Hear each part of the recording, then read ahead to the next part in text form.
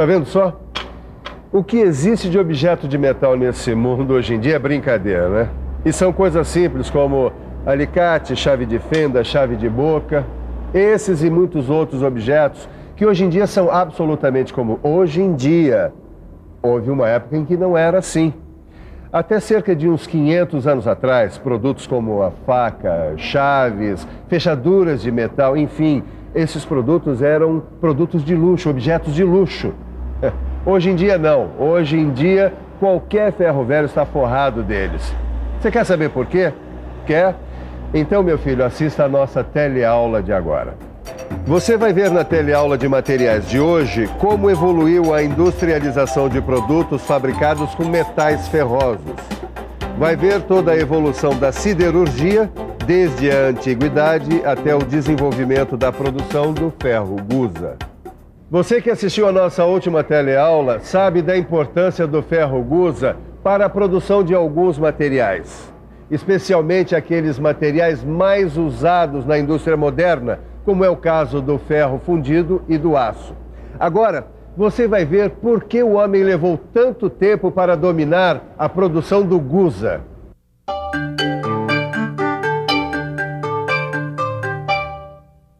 Vale a pena conferir a composição do ferro gusa. Para quem não sabe, o ferro gusa é um material duro que quebra com facilidade.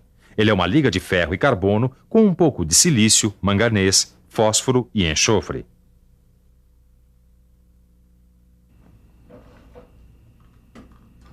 Ué, você não tá gostando? Não, não é isso.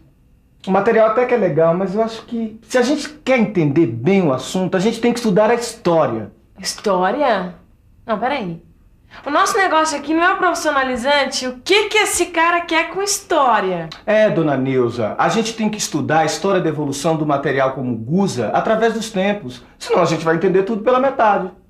Quer dizer, a história da tecnologia de produção do ferro gusa. Exato. A gente tem que ir fundo, tem que ver como as coisas chegaram onde estão. Profundo esse comentário do meu parceiro Edgar, você não acha? É mais profundo que os buracos que os antigos cavaram para obter o ferro. Ferro. Este é o tema do nosso programa de hoje. Você vai ver uma reportagem sobre a história da produção do ferro através dos tempos, até chegar a ser um dos principais materiais da vida moderna. Uma história que vai do buraco no chão ao alto forno. Os pioneiros da indústria do ferro viveram há uns 1.700 anos antes de Cristo. Foram os hititas, um povo lá do Cáucaso. Para produzir o ferro, os hititas faziam um buraco no chão e dentro dele aqueciam uma mistura de minério e carvão vegetal. O resultado da mistura era uma massa que os hititas batiam para eliminar as impurezas e depois forjavam.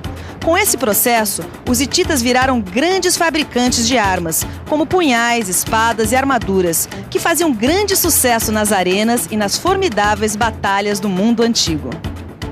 Depois do buraco dos hititas, a indústria siderúrgica no mundo antigo deu mais um passo com o forno semi-enterrado. Nele eram colocadas as camadas de minerais de ferro e carvão. Foi aí que surgiu uma grande inovação: o sopro de ar de fole manual, que aumentava a combustão. É um sistema que, de certa forma, é usado até hoje por quem sabe fazer churrasco. A brasa era constantemente soprada pelo fole e a temperatura chegava até 1.200 graus. Assim, o forno semi-enterrado produzia uma massa pastosa de ferro, onde o oxigênio era eliminado por redução. Bom, para você ter uma ideia de como o uso do ferro foi aparecendo em diversos países através dos tempos, fique por dentro. Depois dos pioneiros hititas, que dominaram a produção do ferro no Cáucaso, em cerca de 1700 a.C., o ferro foi aparecer no Egito e na Grécia em torno de 1100 a.C. Depois, ali onde hoje é a Áustria, por volta de 900 a.C., e onde viria a ser a Itália, cerca de 600 a.C., e nos territórios hoje ocupados pela Espanha, França e Suíça, aí por 500 a.C. Tudo Tudo o que você está vendo neste programa está lá no seu livro de materiais do curso profissionalizante. Não se esqueça de estudar e de fazer os exercícios. Aí você vai ver que o passo seguinte na evolução da produção do ferro no mundo antigo foi a elevação das cubas acima do solo. Com as cubas acima do solo, a combustão era ativada por foles movidos a energia hidráulica. Essa energia também movia os martelos usados para bater o metal que saía do forno. É mole?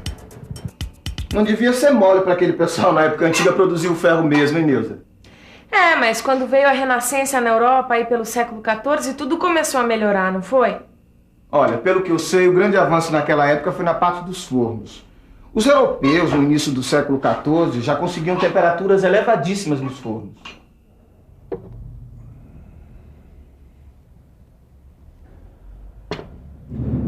Sabe o que foi que ajudou o pessoal, naquela época do século XIV, lá na Europa, a conseguir temperatura bem mais alta nos fornos? Foi esse negócio de insuflar ar.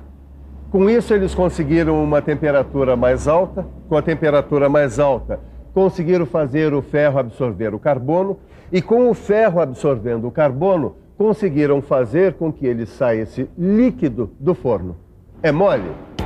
Nessa época, no século XIV, começou mesmo a fundição. Quer dizer, aquele ferro que eles produziam naqueles fornos saía líquido e depois que endurecia, podia ser derretido de novo para ser vazado em moldes. Compreende? Era o começo tanto do alto forno quanto da fundição. E com o alto forno, o que foi que aumentou também, além da temperatura? Hein? Quem respondeu produtividade acertou em cheio. O alto forno não só aumentou a produtividade, como também permitiu a introdução de novos processos de produção, como esses que você vai ver agora. Os novos processos que surgiram na história foram a trefilação e a laminação. Você vai conhecer de perto a laminação com uma reportagem especial lá na COSIPA, que é a Companhia Siderúrgica Paulista. Vamos conversar agora com o Marcos, que é engenheiro de processo. Marcos, explica pra gente como é o processo por laminação. A laminação consiste na conformação mecânica dos metais para a obtenção de perfis, chapas e bobinas. No nosso caso, a linha é de laminação de produtos planos. Obrigada. Vamos ver agora como é a laminação em outras palavras. Na laminação, o material é transformado em chapas. A laminação, assim como a trefilação, é um processo obtido por conformação mecânica. Muito interessante, Edgar, muito interessante. Valeu a pena mesmo estudar a história da coisa, a evolução da produção de metal através dos tempos, né? Não falei que ia ser legal? Falou, Edgarzinho, falou mesmo. Só que a gente esqueceu de ver uma coisa. O quê? O problema ecológico, meu amigo. Eu lembro de ter visto isso num livro um dia. Todos aqueles fornos funcionavam a carvão de lenha. Você já imaginou o que isso significa? Significa que eles queimaram lenha de florestas e mais florestas naqueles fornos. Isso mesmo. E com o tempo começou a faltar madeira. Até que no século XVIII, na Inglaterra, eles acabaram descobrindo o coque. Eu nunca tinha ouvido falar sobre o coque. E você, já tinha? O coque é um combustível sólido, feito através da destilação do carvão mineral. Com o coque, ficou mais fácil alimentar o alto forno, para a produção do ferro gusa. Tudo bem, Neuza, tudo bem. A gente já ouviu um monte de coisa sobre a história da produção do ferro gusa. Mas eu pergunto, e hoje? Como é que fica a produção do gusa? Olha, pelo que eu andei vendo, os altos fornos de hoje são enormes. Eles têm até 35 metros de altura. 35 metros de altura. Hoje em dia, esses altos fornos ficam dentro de grandes complexos industriais, chamados usinas siderúrgicas. Agora você vai conhecer uma delas. Uma companhia siderúrgica como a COSIPA produz cerca de 4 milhões de toneladas de aço por ano.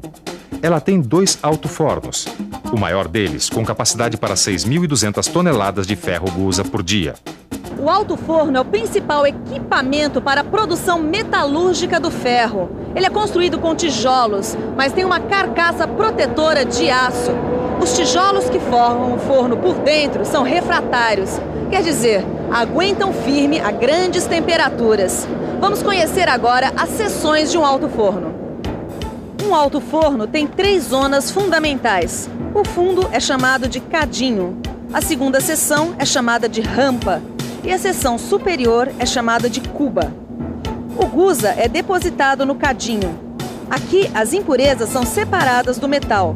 Depois, já na rampa, acontece a combustão e a fusão. O ar, que é soprado sob pressão, facilita esses processos.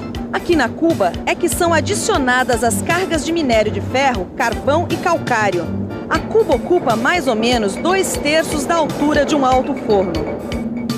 Um alto-forno como este passa a vida toda fundindo metal a milhares de graus centígrados. Você sabia que alguns alto-fornos brasileiros trabalharam sem parar durante mais de 40 anos? Acredite se quiser. Agora, você sabe o que acontece por dentro desses altos fornos da Cosipa que continuam produzindo? Você já conhece as 3 seções. Agora vamos ver como é a química da coisa. Quando o minério de ferro, o coque e os fundentes são introduzidos na parte superior da rampa, olha só o que acontece. Os óxidos de ferro sofrem redução, quer dizer, o oxigênio é eliminado do minério de ferro. O carbono é incorporado ao ferro líquido, as impurezas do minério se derretem e o guza se funde. Com todas essas reações químicas e mais algumas que você vai estudar no seu livro, é que se produz o ferro guza numa usina siderúrgica. Para quem quer estudar mecânica, vale a pena conhecer melhor sobre o funcionamento de um alto-forno.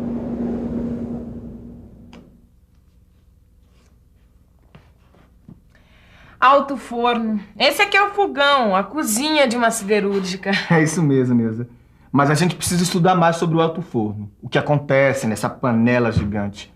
Por exemplo, a zona de fusão, os óxidos, os fundentes. Bom, isso a gente estuda no livro, né? Mas agora o mais importante é você conferir a revisão. E atenção, se liga aí que é hora da revisão. Na nossa teleaula de hoje, você viu como evoluiu a produção do ferro através da história. Você viu como tudo começou, com os primeiros fornos há 1700 anos antes de Cristo. E acompanhou a evolução dos fornos com a introdução dos foles e outras inovações tecnológicas, que proporcionaram um aumento cada vez maior da temperatura dos fornos, até chegar nos altos fornos no século XIV. Você viu também tecnologias de conformação do aço, como a laminação. E acompanhou a origem da produção do coque, um mineral que, junto com o carvão vegetal, é usado como combustível dos altos fornos.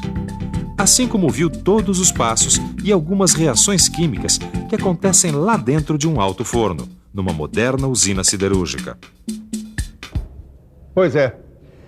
Quem imaginaria que por trás de peças como essas houvesse tanta história, tanto trabalho, tanta tecnologia? É, meu filho, isso é que dá a gente fazer o telecurso. A gente fica mais esperto, mais interessado, mais atinado para as coisas do mundo. Olha, a nossa teleaula acabou. Agora é livro na mão, hein? Na próxima tem mais. Até!